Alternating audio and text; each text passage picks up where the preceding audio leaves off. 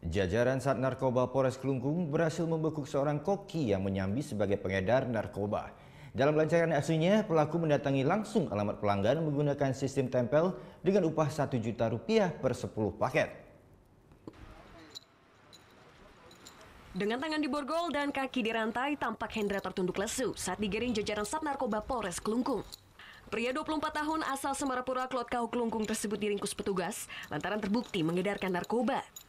Pria yang kesehariannya bekerja sebagai koki di salah satu kafe di Kuta tersebut mengedarkan narkoba sejak 3 bulan terakhir dengan menyasar sejumlah wilayah di Klungkung. Dalam melancarkan aksinya, pelaku yang juga sebagai pengguna ini langsung mendatangi alamat pelanggan dengan sistem tempel.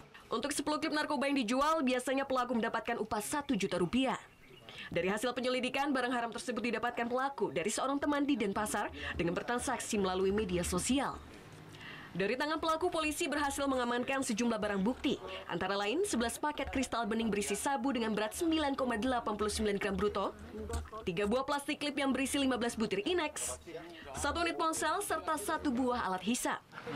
Jadi yang bersangkutan di mana juga bekerja di salah satu tempat di Denpasar sebagai chef.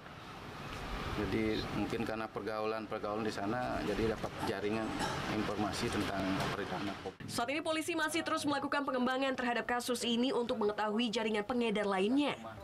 Atas perbuatannya, pelaku dijerat pasal berlapis tentang penyalahgunaan narkotika dengan ancaman hukuman maksimal penjara seumur hidup. Kadek Martana melaporkan untuk NET. Oh yang beneran? Iya, oke.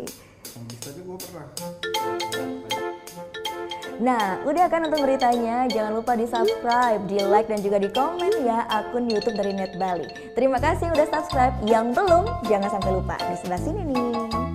Subscribe.